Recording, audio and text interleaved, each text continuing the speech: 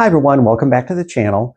Got a little bit of a different video for you today. This is a follow-up to some of the videos I posted on Icon of the Seas, the interior tour and the exterior tour. I'm going to include the link down below so you can watch those. This is taken from South Point Park in Miami. And the nice thing about that park is it's right along the water and it's right where the ships sail by as they come and go from their cruises. The other nice thing is that it's just probably about a half mile away to the right to where all the ships are docked at the terminals. So as soon as they pull away, you can start to get your camera ready and get them, film them, take a picture of them as they sail by. So this is of Icon of the Seas as well as Independence of the Seas. I hope you enjoy the video and remember to subscribe to the channel.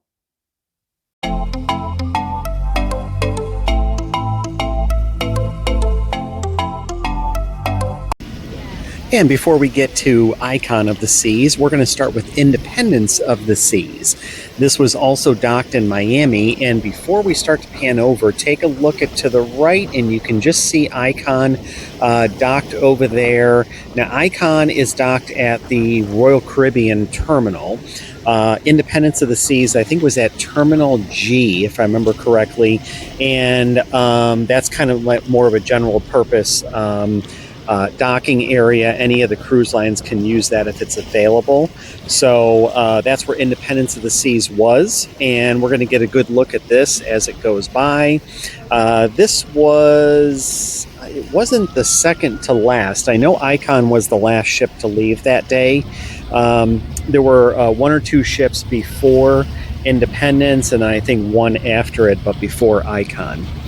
Independence of the Seas is a great ship. It is, definitely kind of middle-aged when it comes to cruise ships, but we've always had a great time on that cruise, on that ship.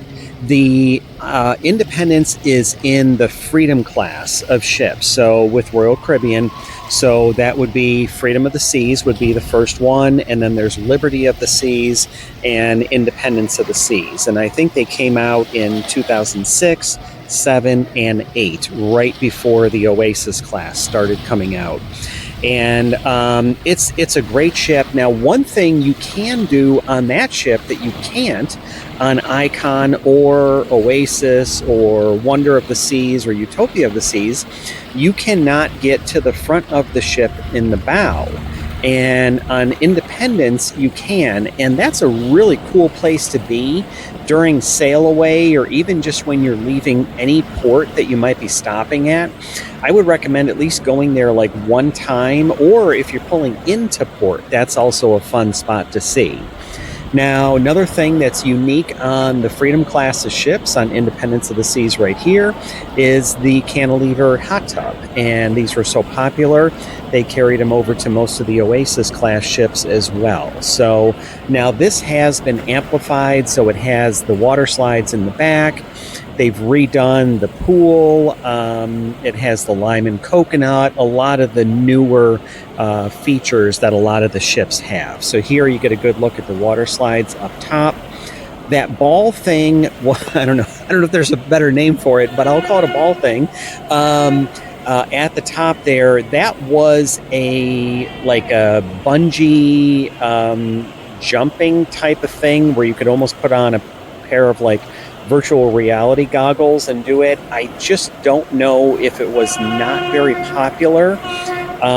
My thought is that it would definitely be a weather dependent type of thing, and depending on how much the wind was going, I don't know if you could do something like that on the top of the ship. So it may have gotten to the point where it was so difficult to schedule that they weren't able to do it. And here's a good view of the ship as it's sailing away. You can see all the balconies along the side and the back. On the top, in the back, all that glassed area, that is the Windjammer, the buffet dining on the ship. And if you get a chance, I recommend going on one of these ships. They're more affordable. They offer a lot of variety on the itineraries, and you'll just have a great time. on there. It's a good size ship. It holds a good, I think about 4,200 people. So definitely a good size ship, and we've always had fun on those.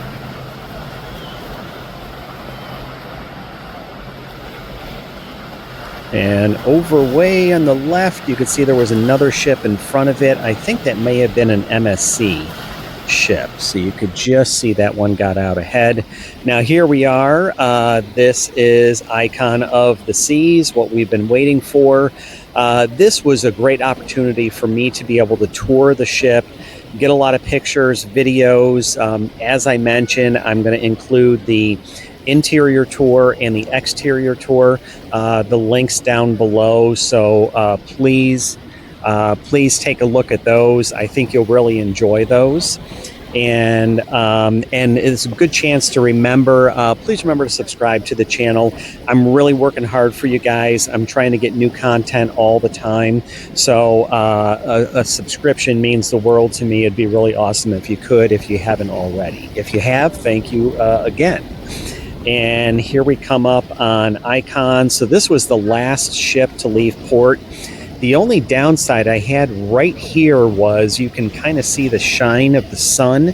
It's up above, but I'm kind of almost pointing directly in line with the sun.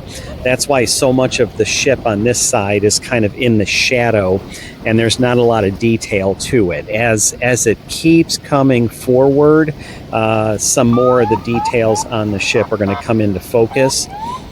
The glass in at the top of the ship, right at the front, that is the aquadome.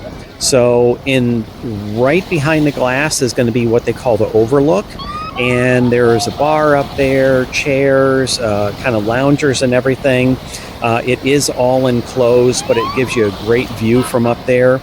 And then a little deeper in is going to be the Aqua Theater, which on this ship is kind of basically, or I'm sorry, the Aqua Dome, which is going to be similar to the Aqua Theater on, say, Oasis of the Seas or Wonder of the Seas or Utopia of the Seas.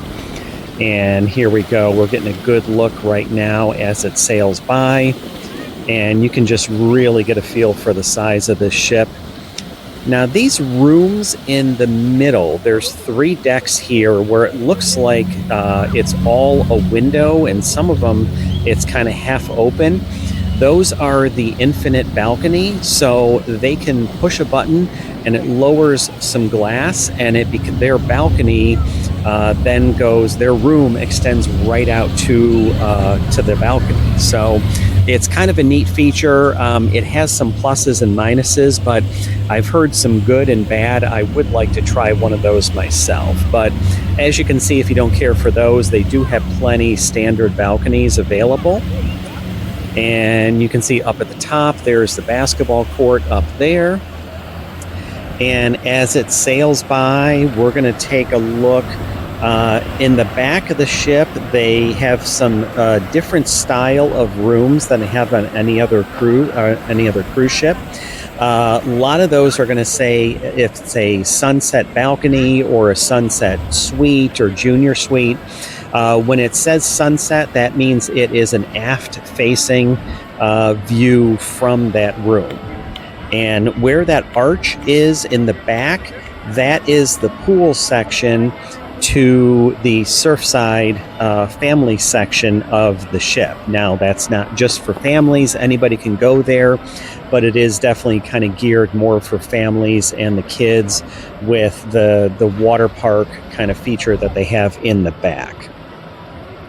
And we're going to zoom in just a second. This will give you a good view of, whoa, a little too close. This will give you a good view of the water slides. They have 6 water slides on this. And I mean, bars, hot tubs, pools, the whole upper deck it's just every square inch. They maximized it as much as possible. But it's really an amazing ship. I was fortunate to be able to tour it. I would love to sail on it and get it at different times of the day. They've got Central Park there and all that. So thanks again for viewing. Thank you for checking out my video. And remember, if you're looking for a cruise, contact me and I'll find the perfect cruise vacation for you.